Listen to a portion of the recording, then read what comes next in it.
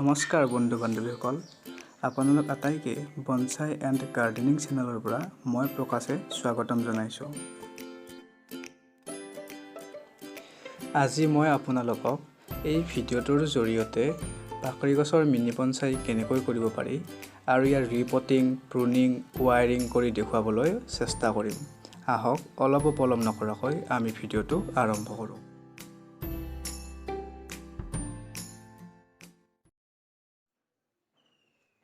এজোপা গছপুলিৰ পৰাই সহজতে মিনি বনসাই এডাল বনাব পাৰি। যিসকলে বনসাইৰ প্ৰতি আগ্ৰহী বা নতুনকৈ বনসাই কৰিব বুলি ভাবিছে তেখেতসকলৰ বাবে আহঁত বা পাকৰি গছ সুবিধাজনক হয়। মই ইয়াত দেখুওৱাৰ দৰে পাকৰি গছ পুলি এডালৰ পৰাই এইজোপা মিনি বনসাই কৰিবলৈ চেষ্টা কৰিছোঁ। ই যিমানেই পুৰণি হ'ব দেখিবলৈ ই সিমানেই ধুনীয়া হ'ব।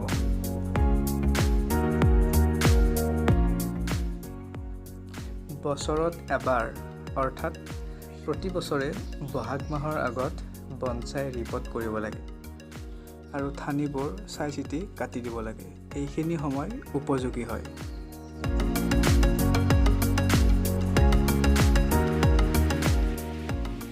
এতিয়া চাওঁ আহক গছজোপাৰ শিপাই কিমানখিনি আগুৰি ধৰিছে টাবটো।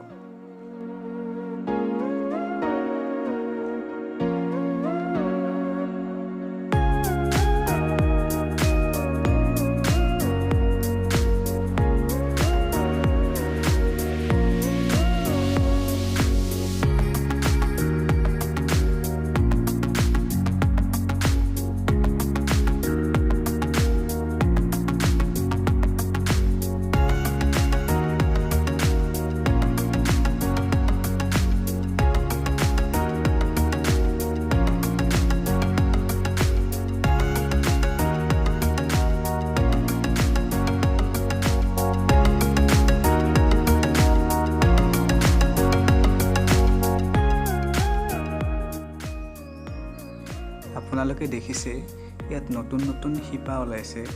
মই ইয়াৰে দীঘল শিপাখিনিৰ কিছু অংশ কাটি পেলাম।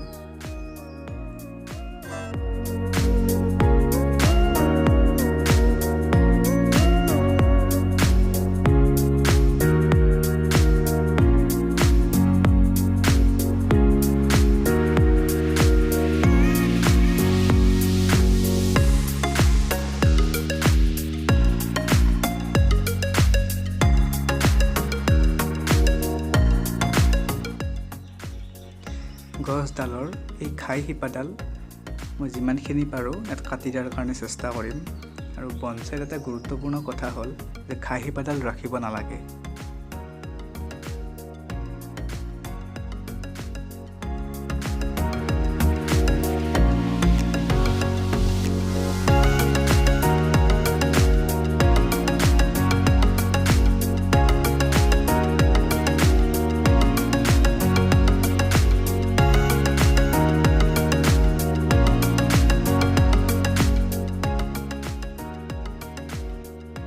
বনসাই এডালৰ সৌন্দৰ্য ইয়াৰ টাবৰ ওপৰতো নিৰ্ভৰ কৰে। বনসাইৰ বাবে টাবটো চেপেটা হ'ব লাগে আৰু ইয়াত এটা বিন্ধা থাকিব লাগে যাতে পানী সহজে ওলাই যাব পাৰে, জমা হৈ নাথাকে। মই টাবৰ অভাৱৰ বাবে ঘৰতে থকা এই মাটিৰ পাত্ৰটো লৈছোঁ আৰু বিন্ধাটোৰ ওপৰত টাইলছৰ টুকুৰা এটা দিছোঁ যাতে বিন্ধাটো মাৰ নাযায়।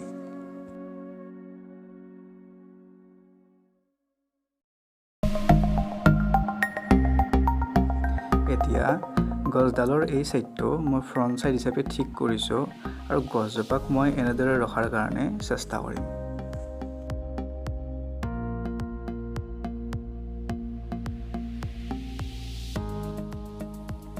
মই ঘৰতে প্ৰস্তুত কৰা বনসাই চইলখিনি এতিয়া ইয়াত ব্যৱহাৰ কৰিম। বনসাই চইল কেনেকৈ ঘৰতে প্ৰস্তুত কৰিব পাৰি পৰৱৰ্তী ভিডিঅ'ত মই ভালকৈ আপোনালোকক দেখুৱাম।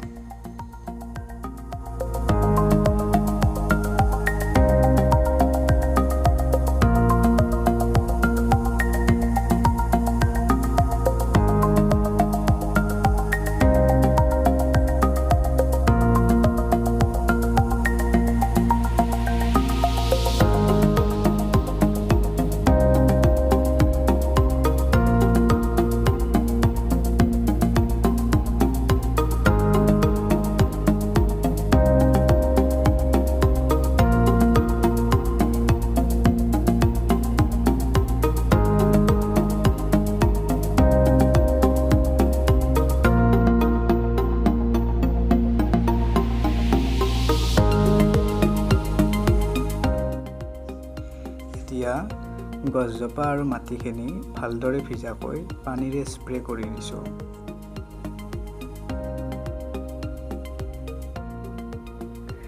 আমি সকলোৱে জোপোহা গছ ভাল পাওঁ।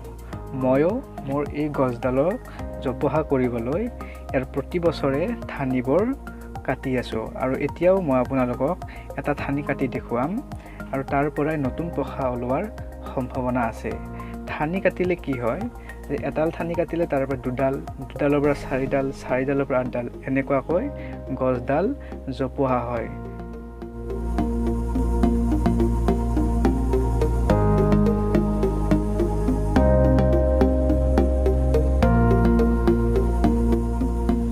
শেষত বনচাই ৱায়াৰিং কেনেকৈ কৰে বা কিয় কৰে সেইটো আপোনালোকক দেখুৱাম। নিজৰ বনচাইজোপাক মন পচন্দৰ আকৃতি দিবলৈ ঠানিবোৰক ভাঁজ দিয়া হয় আৰু ভাঁজ দিবলৈ ব্যৱহাৰ কৰা হয় এলুমিনিয়ামৰ গুণা, কিয়নো এলুমিনিয়াম মামৰ নধৰে আৰু ঠানিবোৰক যেনেকুৱা ভাঁজ দিব বিচাৰে তেনেকুৱা ভাঁজ দিয়াত ই সহায় কৰে।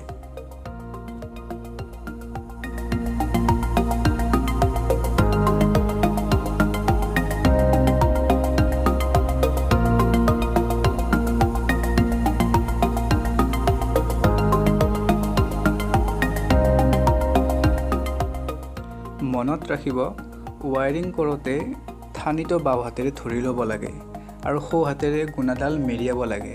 তেতিয়া ঠানিটো ভঙাৰ সম্ভাৱনা নাথাকে আৰু ই কষ্ট নাপায়।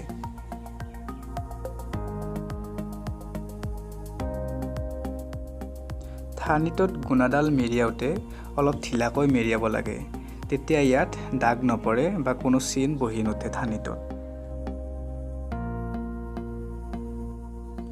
আপোনালোকে দেখিছে এইটো ঠানি ৱায়াৰিং কৰাৰ আগত হেলনীয়া হৈ আছিল।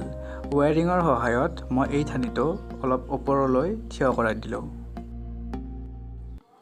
আৰু এইদৰেই ৱায়াৰিঙৰ সহায়ত নিজে বিচৰা ধৰণে ঠানিটোক ভাঁজ দিব পৰা যায়। এতিয়া মই গছডালক 6-7 দিনমান পোনপটীয়াকৈ সূৰ্যৰ পোহৰ নপৰা ঠাইত থৈ দিম।